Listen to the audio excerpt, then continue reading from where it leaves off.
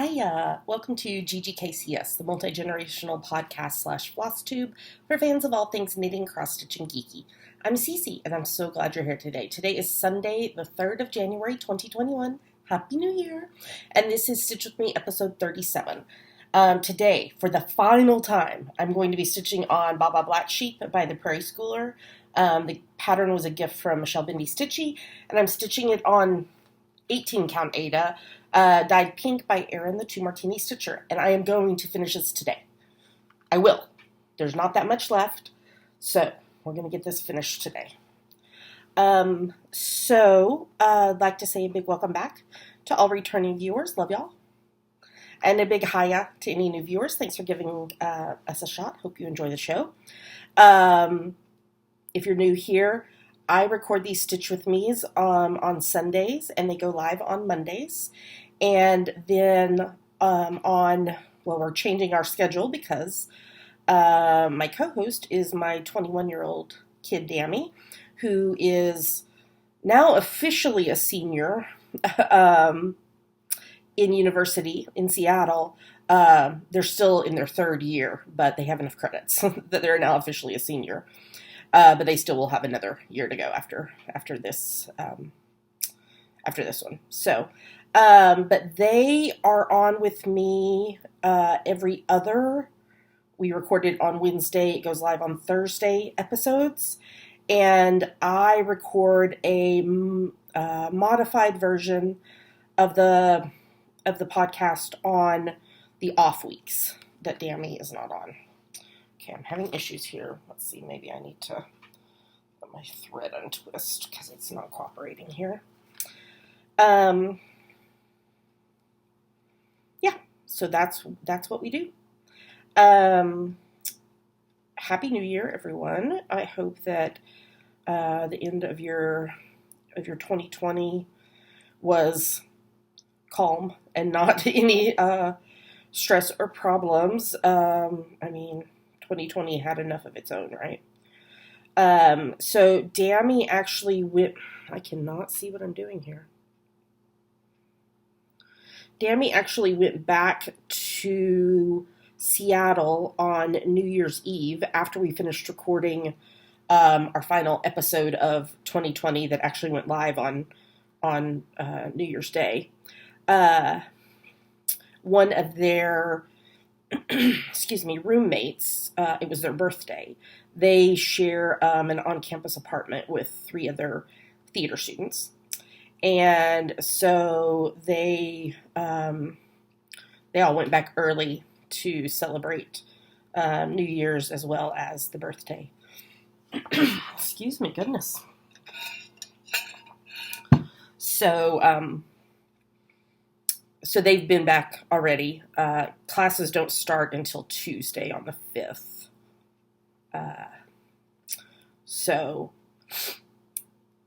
And as we talked about on the podcast, they're pretty sure everything is going to be Zoom, but there could be some in-person component to it. It just depends. It just depends on the classes. Thankfully, during the autumn quarter, even though there had to be some classes in person and such, the number of cases they had at Dammy's University was very, very small. And I believe that they all are going to have to be tested coming back to school this next week. Dammy actually went and got tested before they went back to school, and it was negative. So, but that's my understanding, is that they're going to have to all be tested, and like dining services and such are going to be to go only versus social distance eating and such until everybody's tests come back, just to kind of help protect, because they ended at the week of Thanksgiving because they didn't want students having to travel twice. So they they started a little bit earlier than normal, and they ended Thanksgiving week. So the students have been gone for like 6 weeks. So yeah. So hopefully it will be again another situation where the cases on campus stay low, and everybody is safe and wears their masks and the like. So, yep. Trying to think what else. It was a quiet New Year's here. We started rewatching Stargate SG-1, the TV series, for the 57 zillionth time. And so we binged some of that. And then on New Year's Day, of course, we watched the Doctor Who New Year's special.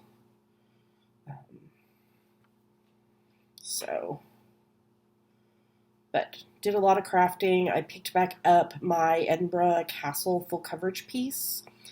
And I posted this on social media yesterday that I'm not going to make it a goal to stitch on it every day, because some days my crafting time is limited, and I just don't want to put that pressure on myself to feel like, oh no, I didn't accomplish that today. My goal instead is going to be to work on it at least twice a week. And if I work on it more than that, great. If I only work on it twice, great.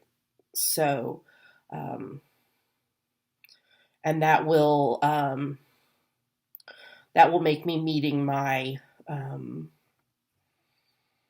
WIPGO goal for each month.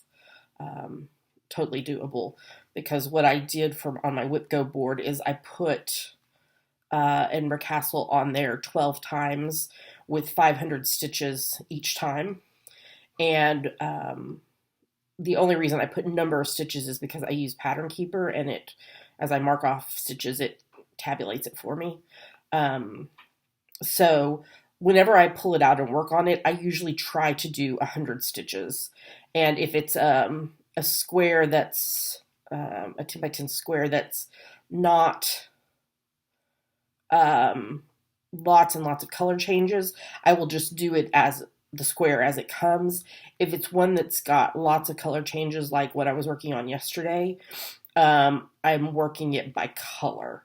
So the last 3 squares on the column that I'm working on are all lots and lots and lots of colors, because it's working on the top of the roof of the or the spire or something of the castle. So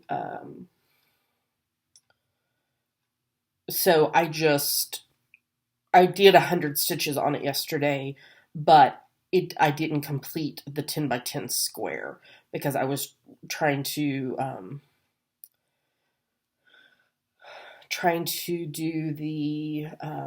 do it by color and do everything of that one color, for those 3 squares, and then moved on to the next, and so on and so forth. So, yeah. And then this will be a finish today. I will knit my preemie hat today. My goal again for this year is to knit 1 a week, so that'll be 52 over the course of the year. Okay, now I gotta look at the pattern to see what I'm doing here, because not all the spaces that you think should have this filled in actually have the fill in. The eyes don't fill in with the gray for some reason. I'm not sure why. If I get up there and I think they need to be filled in, I will fill them in. So,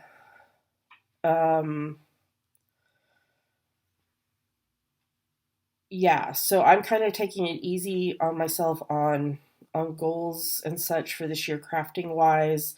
Like I said, I will continue to do my preemie hat each week. And then other than that, knitting wise, I would like to get maybe a pair of socks a month done. We will see how that goes. I've already decided I'm not doing Nanny Swimmo in November this year. It was just too much on my wrists and elbows, and caused me a lot of pain. So I'm not going to do that. I'm not going to put that pressure on myself. It was a fun challenge to do for the last 8 years, but I'm not going to put that burden on myself. And then, and other than that, I'm just going to knit what I want to knit. So, and then cross stitch wise, of course, like I said, I have a Whipco board. Edinburgh Castle's on there 12 times. And then I've got 2 projects on there that I want to finish. They're currently in progress, and I want to finish them. One is Dammy's birthday thing, mandala, which I actually worked on it last night, and I finished off one of the colors, and I'm almost done with another of the colors. So I'm making good progress on that.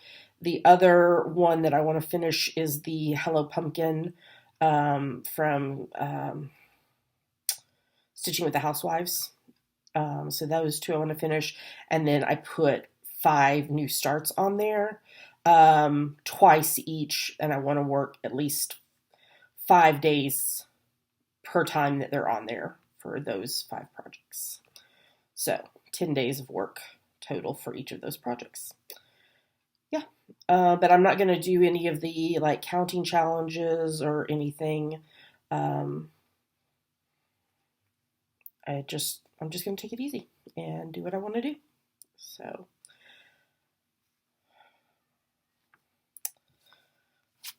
I can't decide. I feel like maybe because I'm not using the white or cream that it was in the pattern fabric, that I think I might need to. Let's put an eye in and see what it looks like. If it doesn't look good, we'll pull it out.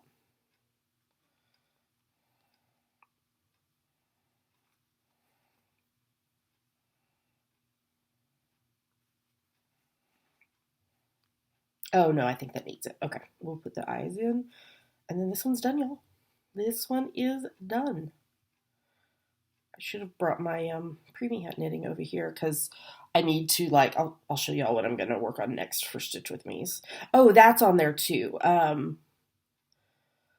So I guess technically this other one is a new start. So 4 new starts on Whipco, and then for my one that I'm about to show y'all that I'm going to work on during Stitch with Me's, I put it on there twice, and that I want to do 4 Stitch with Me videos with it per time it's on there. All right, y'all. My first FO of 2021. Baba Black Sheep by the Prairie Schooler. Yeah, so I have up on my wall another sheep that I cross-stitched from when we were living in Scotland. We had gone, I think it was one of the times we went to North Berwick, and just happened in this shop, they had these little kits for a sheep pattern that's probably right about this size, and it's just like in a piece of, it's like in a cardstock paper frame type thing, and I have it hanging up on the wall with some other like postcards and cards and prints and such. So I think I'll probably just do the same thing for this one as well, and they can hang up there together. But there it is. It's finished. Yay! So the next thing I'm going to work on is this cat in heart. It was also a gift from Michelle Bendy Stitchy, and the crinkling's going to be loud. Let me see if I can pull it away over here so that it's not so loud for y'all.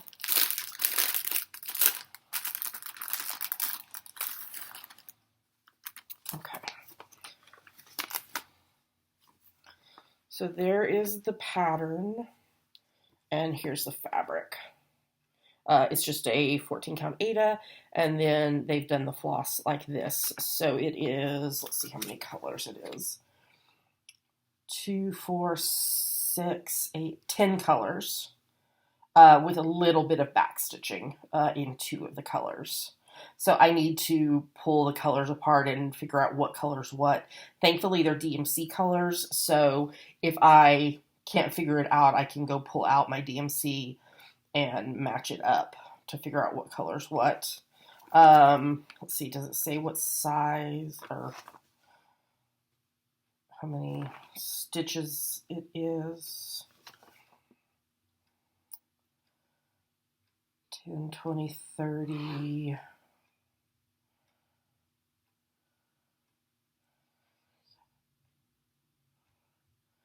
Like 42, about maybe around like 42 by 42-ish.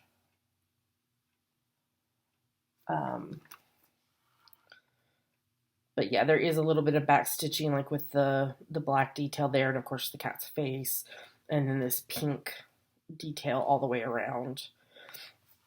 So that'll be the next thing that I work on.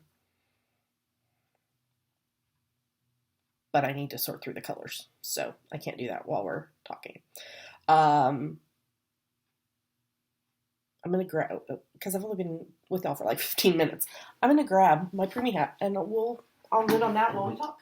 I was gonna like leave the camera going and let y'all like watch my knitting from above, but I don't think there's any need to do that. I mean, I can just sit here and talk to y'all while and let it be on the screen this way. Okay, now what in the world is going on here?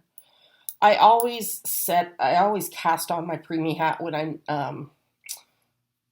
I make the pom-pom the day before, because I use this, it's called Emily Ocker's circular cast on, and what you can do, it's like a drawstring. So when I get done with the hat, I just pull on the string and it tightens up that hole at the top, and then I put the pom-pom right there on top of it. So, yeah, so since it has a different, well, it wouldn't matter, but I just go ahead after I finish making the pom-pom and cast on the hat so it's ready for me to start knitting on immediately when I pick it up. So today's hat is going to be this gray as the main color, and then I have, where's the other one?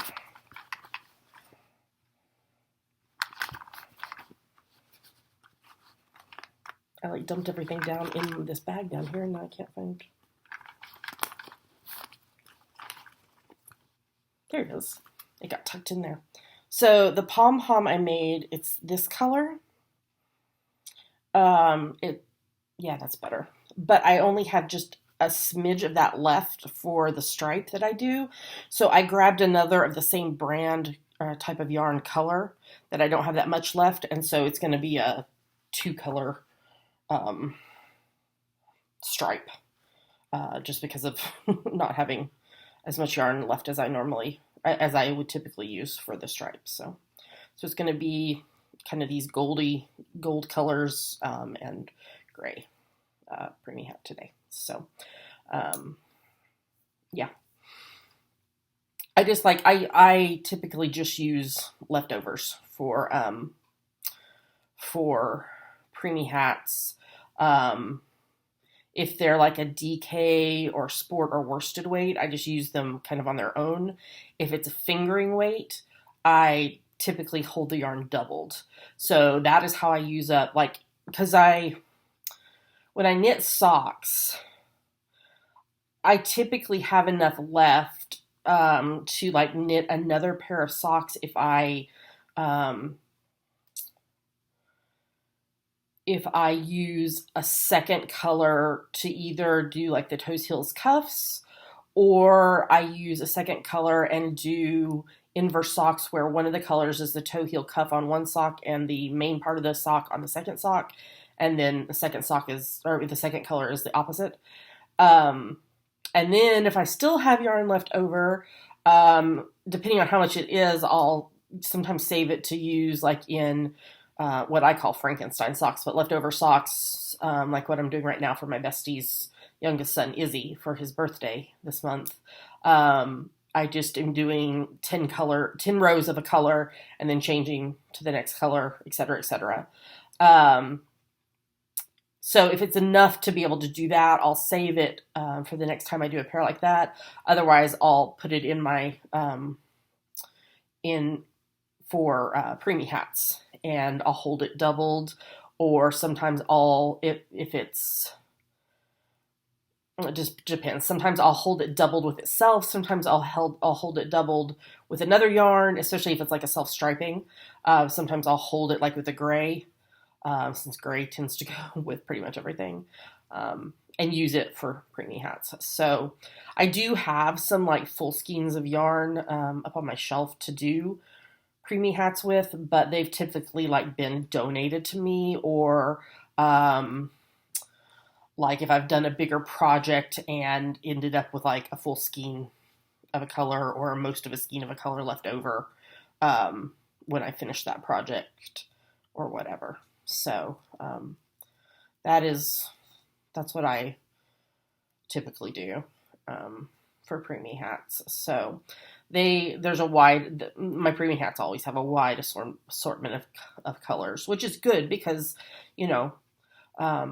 no one color is going to be the right fit for every little baby. So I like to do a lot of variety because, sometimes people can get stuck in we have to do the traditional pink, blue, baby yellow, mint green, whatever type colors that are traditional baby colors.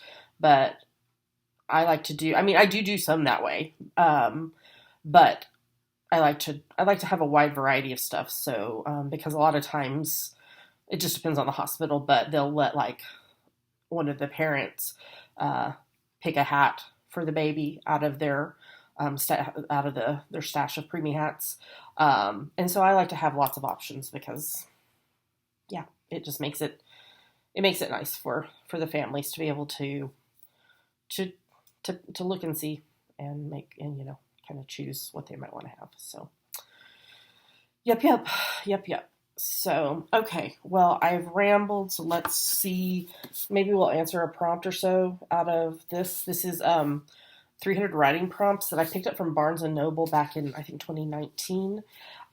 Thinking, okay, I'm going to use this for journaling, and then didn't use it for that, and I've been using it here and there for Stitch With Me's.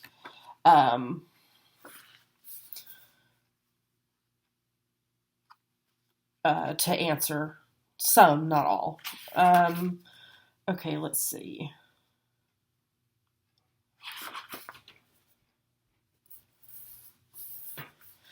How about, what bad habit would you like to change? Staying up past my bedtime reading, because then I'm really tired the next day. Sometimes the books are just so good, but also with my health, sometimes I have insomnia issues, and so I will end up reading past my bedtime because of that. But especially during these holidays, I've been really bad about reading when I should be trying to sleep. So, yeah, I need to work on that. I have a shirt that it was actually a fundraiser for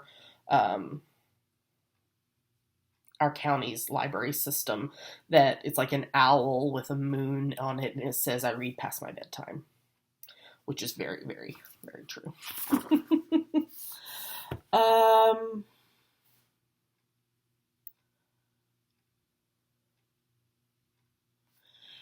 If you could spend a day living the adventures of any cartoon character, which one would you choose? I thought I was going to get a comment. Of course, Winnie the Pooh. Winnie the Pooh is my favorite cartoon character. In fact, y'all can't see it, but over next to this cabinet that's behind me is a window, a fairly long window, and there are stuffies of lots of the Winnie the Pooh characters, as well as some like Pop Funkos, as well as there's other stuff. There's Doctor Who, there's River Songs, there's all the doctors that a friend crocheted for me, etc., etc. Lorelai Gilmore. But yeah, Winnie the Pooh is definitely my favorite cartoon, and it would be fun to be in the 100-Acre Wood for a day.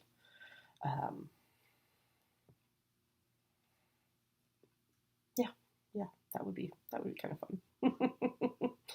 I don't know that I don't think I would want to live there all the time, but a day that would be cool. That would be cool.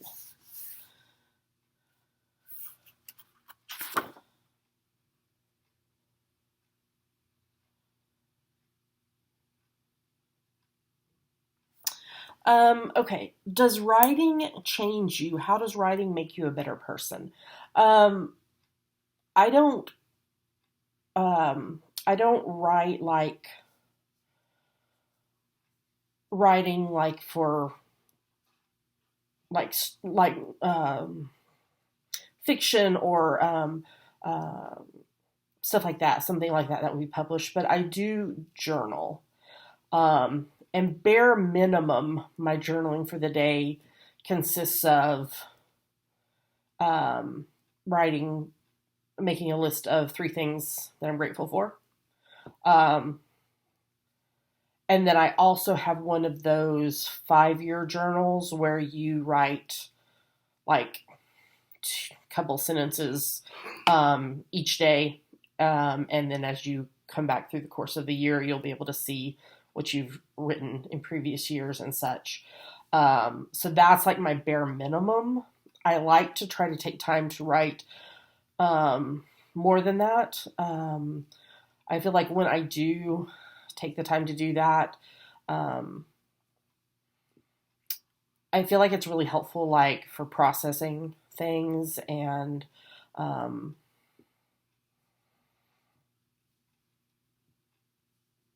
yeah. So I feel like I feel like I am a better person, like emotionally and um, mentally when I do take the time to do that. Um, just because it helps from those whatever just like rattling around in my brain. I mean, it's still gonna rattle around in my brain, but I feel like taking the time to actually like write things out and just kind of think through and process things or whatever it is. I feel like writing helps, and it is better for me to actually physically write versus like typing it.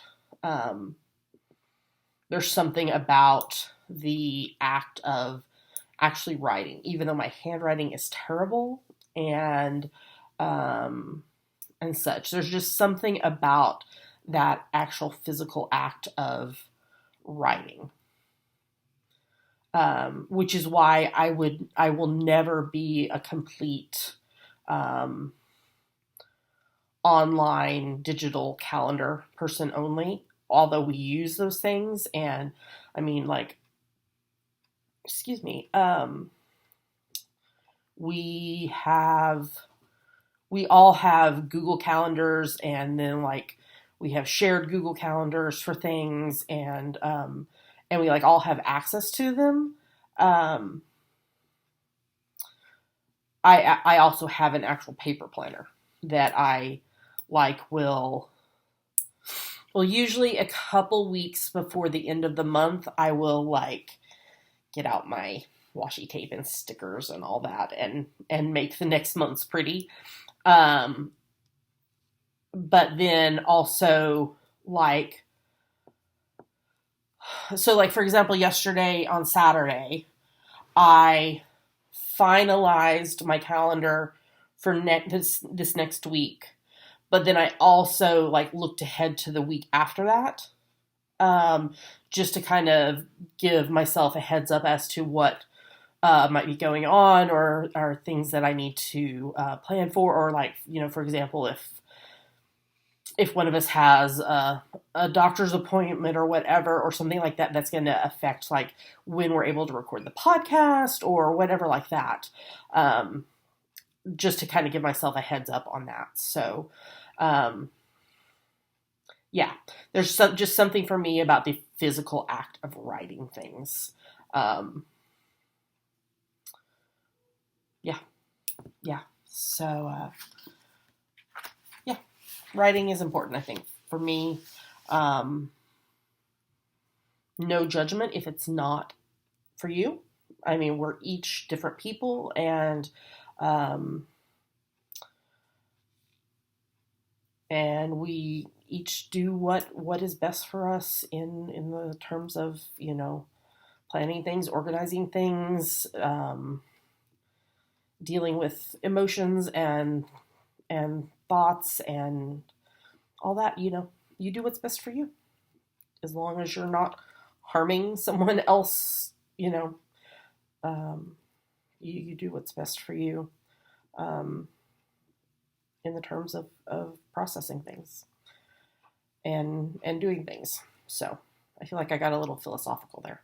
I didn't intend to. So, okay, well, we're going to call it there for today. Thank you so much for joining me. If you want to find us online, you can go to our website, ggkcs.com, and there you'll find links to everywhere else we are online, Apple Podcasts, YouTube, our Facebook group, Instagram, etc., etc.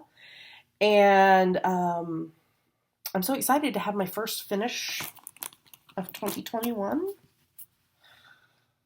There we go. Very, very cute. And I'm excited to start on my cat and heart with y'all next week. So I hope y'all have a great, great week ahead. Stay safe. Remember to wear your masks.